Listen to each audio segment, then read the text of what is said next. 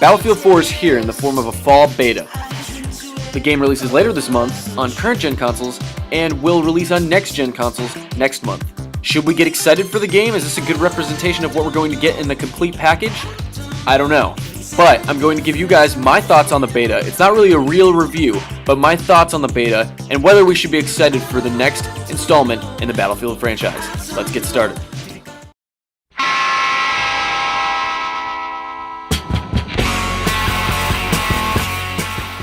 As far as menus go in Battlefield 4, they're not much different from Battlefield 3 at all. You have the ability to jump quickly into a game or pick one from a list in order to find that map that you so love.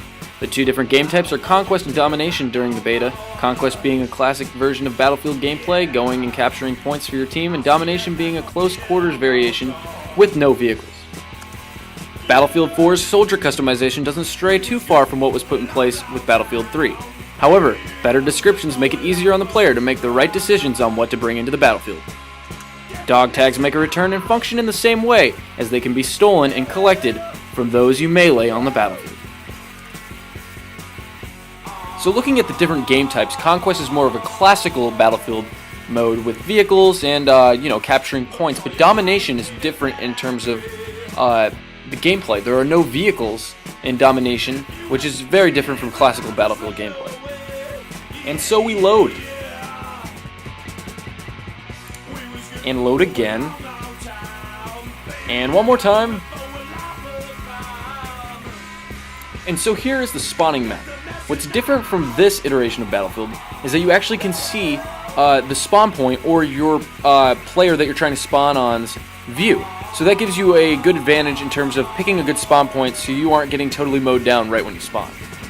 However, the first thing I noticed in the game was actually a negative. The textures take forever to load in this game. As far as the actual gameplay, it's not much different from Battlefield 3 at all. In fact, it feels almost the same. Not a drastic change like Bad Company 2 was to Battlefield 3. The weight feels the same, the combat feels the same. We've got our ground troops, obviously, our vehicles to use.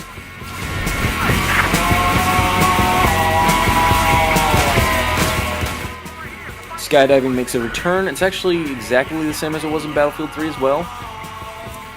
New networked waves will allow your opponent to see the same wave that you're seeing at the same time. So that'll bring some new concepts to boat combat, but it also does some weird things to the swimming. It's not really a good thing to the swimming, honestly. You can now go under the surface of the water, but it's a little glitchy. The water moves around you in just unnatural ways, and I kept going up and down, up and down. I couldn't quite figure it out. I couldn't get myself to stay on the surface or go under the water. It wouldn't make up its mind. And honestly, I can't tell much of a difference from Frostbite 3 and Frostbite 2. They are almost identical on current gen. Perhaps next gen will bring out more of the capabilities of Frostbite 3, but at this point it goes unseen. Elevators are a new addition to Battlefield, and it provides a tense moment before reaching the top floor to start an all-out assault.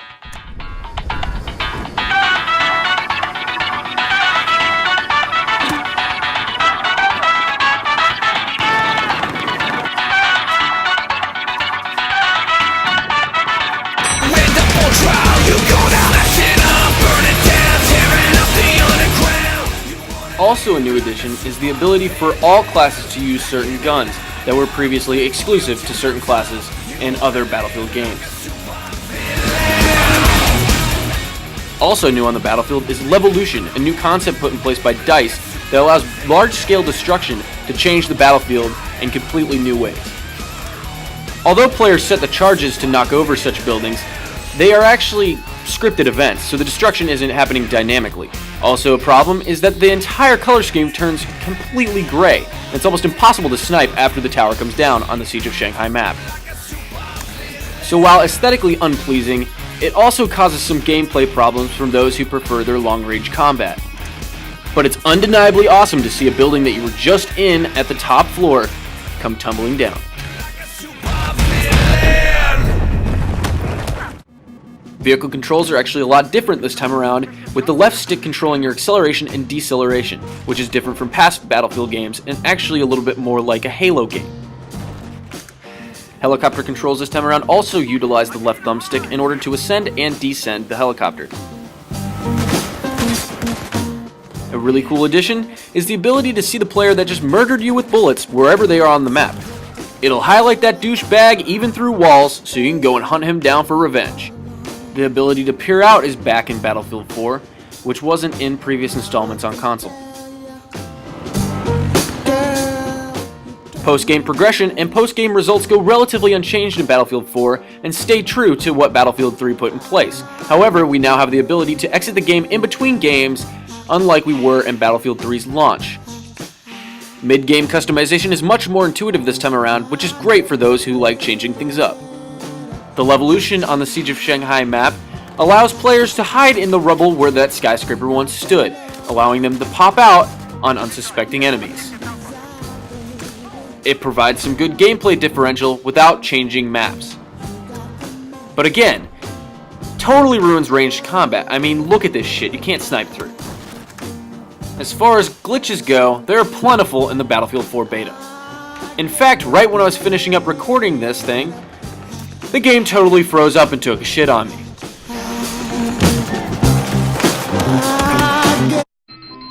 What the fuck? Other glitches include players getting stuck mid-melee combat when they are killed during the animation. Of course, glitches are expected in a beta, but Battlefield 4 releases in only a couple weeks. The question is, can they fix these problems in time? Or perhaps this is what we're going to have to expect with the current gen version of Battlefield 4. Long texture load times and overall graphical disparity may be just part of the current gen limitations. Perhaps what Battlefield 4 and Frostbite 3 are really capable of will only be seen in the next gen versions and the PC version.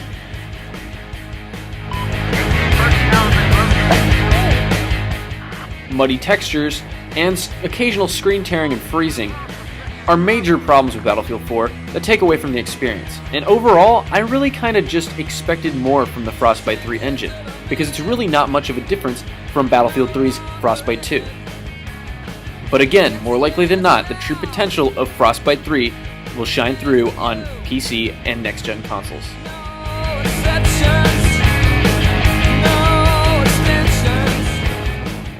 So unfortunately, the Battlefield 4 beta was a disappointment to me. It simply didn't have enough destruction other than the large-scale scripted destruction that occurs with Levolution, and it also just had muddy textures and long load times, and lots of glitches. While this is expected from a beta, they only have a few weeks for it to launch.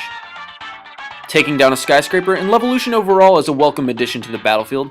However, the greatness that the rubble brings down is more annoying than the cover that the rubble brings itself. So in my opinion, I don't think Battlefield 4 on current gen consoles is a step forward. In fact, it's not a step in any direction whatsoever, and isn't much different from Battlefield 3 whatsoever. Battlefield 3 was not a perfect game, so the phrase, "if it's not broken, don't fix it," does not apply here.